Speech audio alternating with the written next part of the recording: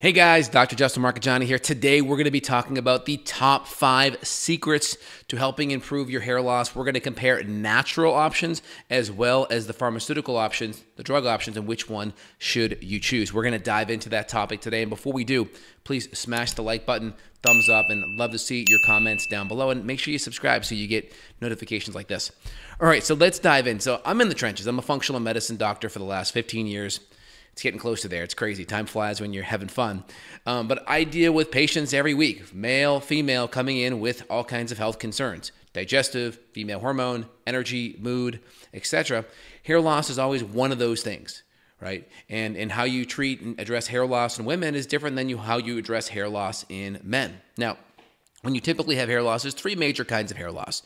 You're going to have androgenic alopecia or male pattern baldness. This is going to be baldness that is progressively increased by androgen. So you have the major androgen guys that is testosterone. That hormone can metabolize into DHT, dihydrotestosterone, and that can impact blood flow to the hair follicle, and it can decrease nutrition via decreased blood flow and cause the hair to miniaturize. So every time you lose a hair, that hair comes back a little bit thinner, a little bit thinner, a little bit thinner. One of the best ways to know that is take your hair out of the drain or put like a little drain catcher in there, see your hairs, line them up, and you're gonna see maybe some hairs that are thicker and bigger and some hairs that are thinner and more wispy. That's a sign that the hair is miniaturizing. And so the biggest thing with androgenic alopecia is you have to drop that DHT to significantly impact that. We'll talk about options to do it. And then you're going to have your Telogen Effluvium, which is going to be more of a systemic hair loss that kind of happens. And this can happen due to like emotional stress. And that hair loss will happen over time. It'll happen diffusely across the whole hair, where typically with androgenic alopecia, it's going to happen in that Norwood 1 through 7 area. So like 1 would be like you're starting normal. Like I'm probably like a 2, but like a 1 is like, you know, your juvenile hairline where it's like very straight across. And then it starts to peak back maybe in these corners here. And then it peaks back more until you have a 7 where you're a George Costanza, where this whole area starts to be open on top. And then maybe Norwood 3, the crown, the vertex starts to open up. With women, it tends to be a little bit more diffuse. You'll see it more, it's called a Hamilton scale, where it starts to just come, you know, you'll see a bigger scalp line in the middle part, and then it just gets wider and wider and wider and wider. And it's different. With women, hormones play a big role, progesterone, estrogen. So as a woman goes into menopause, that can play a bigger role. Of course, stress and the cortisol caused by that stress can definitely be a problem child as well.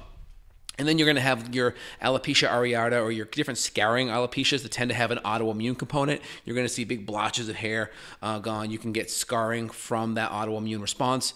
That's part of the reason why we always like to work on some kind of a diet and good nutrition, because if you're increasing autoimmunity, which a lot of people have, a lot of women have too, a lot of guys have, due to gut health issues and toxins in the food and gluten issues and food allergens, there's always that potential in the background. So we always want to assume that could be there, so we're on top of it.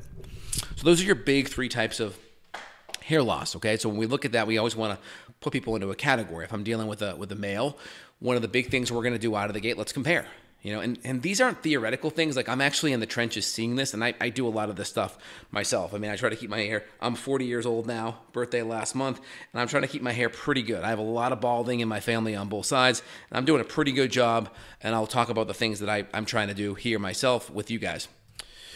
So top 5 ways. First thing is we have to get DHT down. Now on the pharmaceutical side, there's things like Finasteride. Finasteride has a bad reputation. Now, the side effect profile on Finasteride, according to the peer review data, is about 2%. Now, why would someone get an issue with Finasteride? Number 1, Finasteride can actually increase testosterone 20%. So let's say you're aromatizing a lot of your estrogen, and let's say you have not fixed the root underlying issue of your aromatization because of insulin resistance, because of inflammation, then as you increase your testosterone, where does it go? It can go to estrogen. And so part of the reason why you may have side effects with Finasteride is this aromatization happening due to the increase in estrogen, due to the increase in testosterone aromatizing to estrogen. You can also have very low testosterone and high DHT. And then as you lower your DHT to nothing, now you have no androgen supporting you at all. So the big side effects I find is guys that have good testosterone or maybe okay, but they're aromatizing a lot. Maybe they're overweight, they're inflamed, they're eating a bunch of processed food. They're like, let me get on Finasteride. They bump up their androgens a bunch, but then it aromatizes. Or guys that have very low androgens to begin with on the testosterone side, they're good on the DHT side. DHT is kind of pulling the weight. Then you block it down to nothing, and then now your androgen level is super low. Those are the two big kind of patterns. So like when people say, oh my gosh, like finasteride cause, it's like, well, you have to look, do you have this pattern, right? And if you know that, then we can be on top of that. We can do things to mitigate that, but that'd be a whole different video. But I tell patients, don't guess, assess, figure out where you're at. So that being said, I've seen many people actually do very well on finasteride. Now, I always recommend doing finasteride topically because there's some benefits to DHT in the body maybe that we don't quite know about. There's some neurosteroids with the type 1 isoform. That'll get blocked more by like an Avodart or a dutasteride. Dutasteride blocks the type 1 and type 2, where finasteride blocks the type 2 isoform. About 70% will get knocked down with a 1 milligram dose of finasteride oral.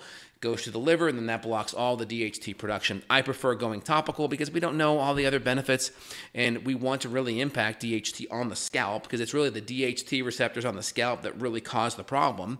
Like people will use DHT growth, to stimulate beard growth, right? So DHT on the face has a totally different impact than DHT on the scalp based on genetics and the receptor sites.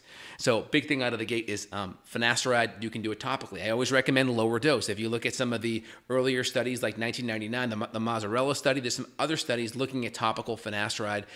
It's logarithmic in how it works. And so a 0.1 milligram dosage will still knock out about 80% or so of the amount of DHT that a 1 milligram dose. So, 90% less or 10 times less dose does almost the same thing at an enzymatic level because we're trying to block this AR enzyme. Alpha reductase, 5-alpha reductase is the enzyme that converts T to DHT, testosterone to DHT. So if we suppress that AR enzyme, that's what finasteride is doing. It's blocking that enzyme, decreasing testosterone's conversion to DHT. And so if testosterone, it can no longer go this way, then guess what? It goes up. That's part of the reason why some people actually get improved libido, improved testosterone, right? I told you the pathways where it can go sideways. That's why anytime you're increasing testosterone, you want to make sure that you're keeping your insulin in check, your inflammation in check. And if you're on the fence, you can always increase things like increase your glutathione, increase your diindol methane, your DIM, etc. So big thing is DHT. If you're going to do it on the finasteride side, choose a liposomal topical finasteride, get it compounded, and start at a lower dose. Now, if you're in your 30s or 20s and you're just trying to be on top of it, you're trying to be more preventative, I recommend using a saw palmetto out of the gate. Saw palmetto, I'll pull up some peer-reviewed data on it. There's a wonderful study I read a few years ago on the topic. Very helpful. Let me pull it up for you guys. Okay, so natural hair supplement, friend or foe, saw palmetto. This is a good systemic review. Now, what they found, the optimal dose was about 350 milligrams a day, and 2 divided doses seem to be optimal. But right here, 60% improvements in overall hair quality, 20% improvement in hair count, increase in hair density, 83%, and then stabilized disease progression in 52%. So that's really good. That's nice.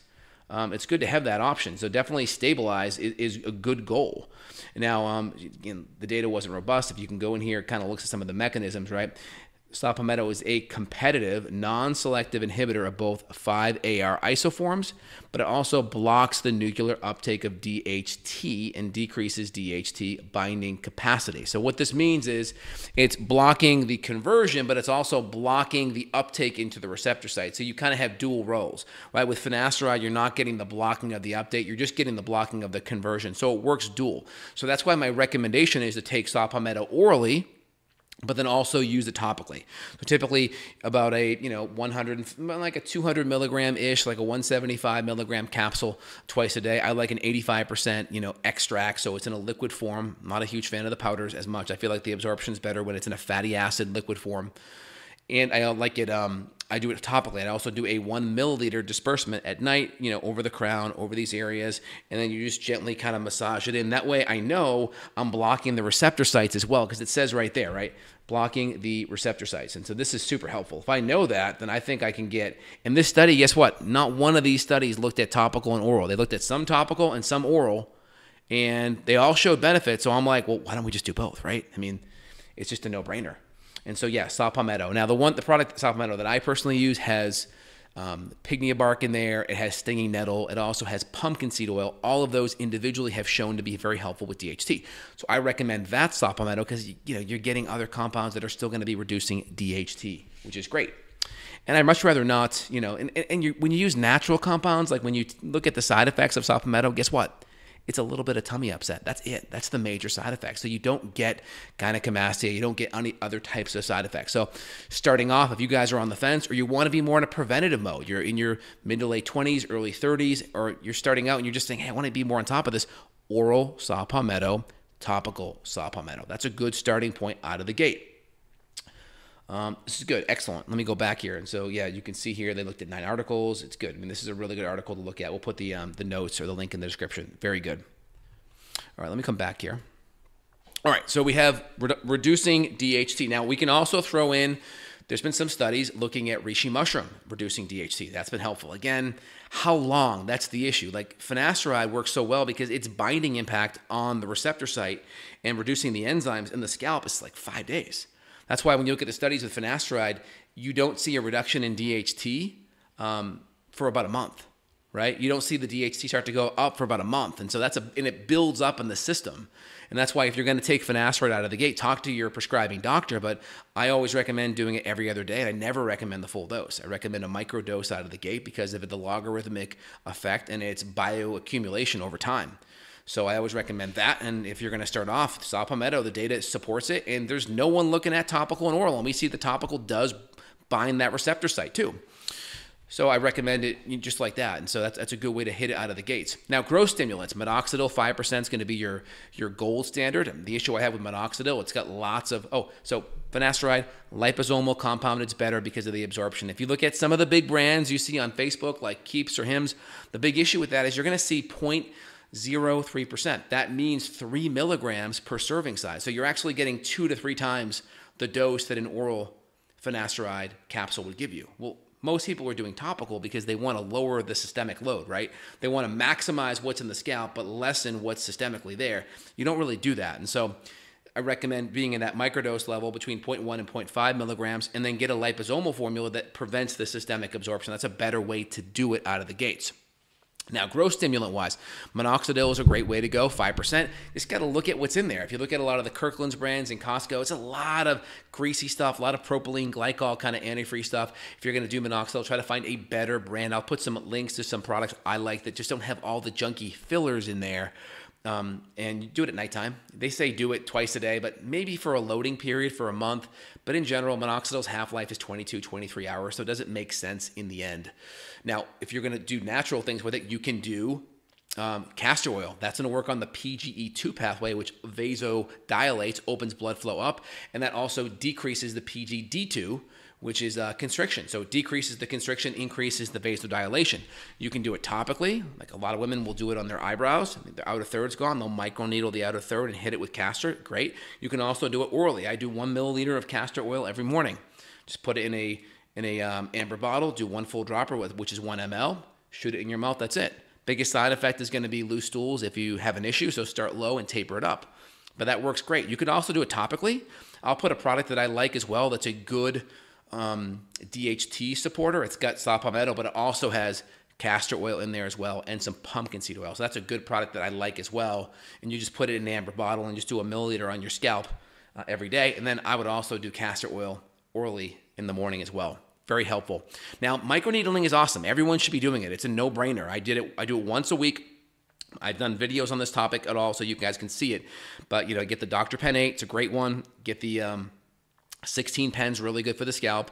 Do on the 6,000 RPM cycle. And I just kind of come here and I just start from my crown, my midline here, and I just go straight back. And I just kind of arc it like this. So if imagine this is my crown, I just go like this. So it's just kind of going from the midline and then out. Just like that. And it's obviously a little bit slower. It's going to be about this speed. And then up here, same thing. I'll kind of come in. I'll almost feel like I'm combing it. So if I'm combing my hair like this, right? If I comb it like that, so I'm almost combing it with my individual microneedle. I'm just combing it like this. I'm going that slow. And then I'm also tracing, because most guys, you know, their problems areas are going to be here. So I'm tracing here. I'm even going a little bit below where I'd want it to be. Maybe I can get some growth factors in there. And I'll come and trace this area nice and slow. And I'll trace my sideburns too. And on the other side too. So that's how I recommend it. But that's great. 10 minutes a week on that's wonderful. Great way to do it. Do it after you shower. Very good thing. You can also add in rosemary oil. There's some studies on comparing that to a 2% minoxidil, which is more of a female dose on the minoxidil side. And rosemary is shown to be helpful. And you may want to combine these in your own little essential oil kind of growth stimulant. But if you're going to do some of these things, you have to understand the timeline, right? Finasteride, do not do it unless you're willing to commit for a year. What happens is when you start to use and block DHT, the hair cycle gets synchronized. And so hair cycle 101, right? You have anagen phase. It grows. Hair's growing, 5 to 7 year growth phase. Which DHT does, it shortens the anagen phase. So now you have a shorter anagen phase, then you go into a catagen phase where the hair falls out, and then you're in this telogen phase where the hair's resting. And so the goal is that you start to synchronize the anagen, catagen, telogen, you start to synchronize it so you have more hairs going through that cycle at the same time versus alternating. So you have more synchronization. People are like, oh my God, what the heck? I'm shedding like crazy. It's like, no, it's just synchronized. You got to push through it. But because now you're reducing that DHT, what starts to happen is that follicle can come back thicker. And then if you do things that stimulate the anagen growth phase, like a minoxidil, microneedling as well. And again, microneedling works so well because it activates the transsulfase enzyme in the scalp that activates minoxidil, right? Why does minoxidil only work on a third to half the population, right? It's because they don't have the enzymes in the scalp to activate it. So you can do one, you can add in tretinoin or get minoxidil compounded with tretinoin, and or you can do microneedling once a week. The studies on that from Japan, 2014 study, 400% increase in hair growth, 6 days a week on day 7 using microneedling versus all 7 with minoxidil alone. 400% increase. That's insane. And so it's a no-brainer. Add that in. And guys, you can also do it on your facial hair. If you add minoxidil to your facial hair, what it increases for hair is permanent, right? You don't have the golden handcuffs with minoxidil on your facial hair, where on your hair, if you stop doing it, you will start to have that shed because you're no longer stimulating that anagen phase, right? It's working on the sodium potassium pumps. Some say blood flow, some say not, but it's stimulating that anagen phase. All right, let's keep rolling on this. So we have our anti-androgen. So we have some drugs. The pyrolutamide medication just went through phase 3 clinical trial. The data wasn't that great. They're thinking, some of the androgens it's blocking, like testosterone, maybe aren't the big input. They're thinking finasteride's obviously much better. DHT's the bigger player. The RU58841's been around for 10, 20 years. A lot of guys on Reddit will talk about this. It's kind of a staple in the Reddit forums if you look at it. Some guys will do it and do well on it, but it's experimental, not FDA approved, so caution, right? Definitely go with tried and true staples. Again, if you're worried about finasteride, low dose, go topical, and then if it's not severe, just start with saw palmetto, oral and topical, and then now you got a good path going there. But the number one mechanism you have to work on for reducing hair loss as a guy is DHT. It's the number one. Women don't have it as much. They have 10 times less DHT, so it's not as big of a deal. But it still can be. If you have, PCOS and such, it could definitely be a big deal. Ketoconazole shampoo, right? So some people say it works because some people that have hair loss have a low-grade fungal infection. Others say, well, ketoconazole 2% also has anti-androgen impacts on it. And now, typically, you'll get the Nizoral 1%, but if you go to keeps.com, you can get the 2% there as well. It requires a prescription. There's also another one from another group that I like, a Revitin group that works good. I'll put the link for these down below as well. So yeah, you have your anti-androgens. That works good. Now, oxidative stress. Okay, so really good one. NAC is amazing for oxidative stress. There's one study where NAC compared to minoxidil actually did better. I'll actually pull up a study. I'll pull up the government study. I'll just show you guys. I'll bring the receipts. NAC versus minoxidil. The government, I think, that funded a phase 3 clinical trial 2 years ago, and I couldn't believe it. I was like blown away. Here we go. I'll pull it up for you guys. All right, cool. Efficacy and tolerability of NAC for treatment of early onset of androgenic alopecia in men. So we'll go to the conclusion. On the basis of the findings of the current study, we can conclude that the role of trichoscopy, that's the hair scope, and increasing the accuracy for diagnosing hair disorders as well. NAC improves significantly most triscopic features of AGA, that's androgenic alopecia, and it was generally tolerable, and the side effects did not necessitate stopping. And they were comparing it to minoxidil in this group. It actually did, I think, better. So they did NAC as a single therapy in combination with minoxidil. And so they found that the NAC just by itself was great. So I think that's awesome. NAC works amazing. It does a lot of different things. It's a free radical scavenger, so it'll reduce oxidative stress. Also, the catalase, the pseudocatalysis enzyme that's responsible for graying of hair, because what happens is you get this hydrogen peroxide that over time accumulates at the hair follicle, and the pseudocatalyse enzyme is glutathione derived, and NAC is the biggest cofactor for it. So if you increase the pseudocatalyse enzyme via glutathione, that helps to neutralize hydrogen peroxide more. So if you're trying to reduce gray hairs, that's a great thing to put in there. Also, a good anti-inflammatory support too. Okay, so NAC is great. Curcumin, also good. If you look at some of the bigger, products online, like I think, not Follistem, but there's another big product out there. I'll pull it up here on Amazon and see. But if you look at some of the ingredients in their products, guess what? It's curcumin, right? It's curcumin. It's going to be those big things out of the gates that I mentioned. Yeah, Nutrafol. Yeah, so if you look at theirs, they have some of the curcumin in there. Very good, very anti-inflammatory. And curcumin also helps to reduce DHT at some level, but also helps with oxidative stress. Red light laser. I mean, I have a Capillus cap. I think they're great. I have the RX prescription-based one. It's like 300 and something lasers. It's one of the only ones that's a actual laser light. There's LED lights and laser lights. The amount of lights matters. The amount of joules that you get from it, like the Capillus RX, the highest grade one, you get about 15 joules per 6 minutes. So that's pretty powerful, and you get great coverage. And so that's great, helpful. It's not going to be the be all or end all. It may give you a 5% bump. You just got to go into these modalities knowing that like nothing is going to be the magic one. Like DHT will give you the best benefit, followed by minoxidil. Those are going to be 1, 2. Now, you can come in there and block DHT with saw palmetto, and you can do some of the essential oils if things aren't going as fast. If they're going fast, you really have to bring the physiology back down. So again, you can bring in the minoxidil, you can bring in the microneedling, you can bring in a topical DHT blocker or a pharmaceutical one if you need. These can be helpful out of the gate. But the laser light, that'd be like 4th or 5th on my list. It's not going to be the prime thing, but it's helpful. I mean, if you got the money and you want to throw it at it and just, I keep mine. It's right over there on my side of my desk, 6 minutes a day while seeing patients. Done. Easy. No brainer. So it's good. It works. There's studies on it. Just got to get a good one that's actually therapeutic. The LED lights, you got to look at how many joules are coming out of it. Really, it's the amount of joule energy really makes a big difference. Nutritional building blocks, right? This is key. Like if you're not digesting protein that well, or if you're not consuming good collagen in there, right? You're eating a pro-inflammatory diet, lots of processed refined vegetable oils. Your diet does matter. Now, you can see people who literally have crummy diets, but genetically their hair is just less prone to DHT attack. It won't matter as much, but I'm telling you, if you are susceptible to DHT and you improve your diet, you will have better outcomes overall because you'll have less inflammation. Inflammation drops blood flow as well. DHT also drops blood flow. So it's possible that you're improving blood flow even though DHT is blocking it, so you have less net blood flow loss overall because your diet's healthier.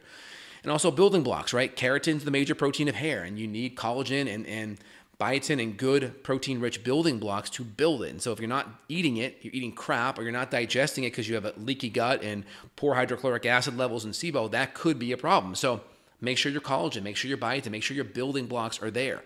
Also, I didn't really talk about it here, but you could have low thyroid function. T3 is a very important factor, right? Your triiodothyronine, that's your active T3 hormone. It does stimulate hair growth. And if you're a female, this is super common. Low thyroid, right? Low thyroid is 5 times more common in women than men. So low thyroid could be a driving factor of telogen effluvium hair loss. Also, lower progesterone, lower estrogen, those things, and cortisol being out of whack can also drive hair loss too. So keep that in the back of your head as well. So when you look at hair loss, you don't want to say, I'm going to just do this one thing. Try to pick 3 things. Now, the more severe it is, you may want to add in a pharmaceutical intervention. The more you're catching it early or you're trying to be preventative, you may want to try something more herbal. What I recommend is get your phone like this. Go shower, comb your hair, have everything nice and dry. Don't do it at the end of the day when your hair's greasy. Do it after your hair's dry. It's parted. It's how it should be, but it's dry because when your hair's wet, the hair follicles shrink. And then go snap a picture like this, head on, right over top, and then right in the side. And just do it in good light, not like a harsh light right on you, but good light, back, front, right, very front. And then just put them in an album in your phone, and then just every month, just scroll through it. And then when you start to see that reduction, then maybe you go from something more natural to a more pharmaceutical intervention if you need. But document it, because people on average lose 5% when you're going through androgenic alopecia, 5% hair loss per year. Well, if you have 100,000 hairs and you're losing 5,000 out of 100, you may not see that. Or if your hair is just gradually getting less thick, you may not notice that. So you have to document it. It's very hard to see over time. And when you're looking at yourself every day, you're just not going to notice it. And so you got to just be on top of it to really make sure you have your pulse on it out of the gate. So again, this is Dr. Jake here. Again, I deal with this with patients all the time. Again, androgenic alopecia, more on the guy side. Women can still have some of it, even though it's male, right? The male hormone that causes it can still be a root potential cause in some women. Women, more telogen effluvium, female hormone issues, thyroid, menopause stuff, and of course the gut can be a big role due to the nutritional component at number 5 out of the gate there. But if you guys want to dive in deeper, if you need support on this, you want to roll up your sleeve with me, I'm happy to help you out and dig in and get to the root cause. There'll be a link down below where if you want to reach out, click on that, schedule with my staff, and we're happy to dive in and get to the root cause, guys. All right, I hope you enjoyed. If you did, put your comments down below. Thumbs up, sub. Love to see it. All right, guys, take care. Have an awesome day. Bye.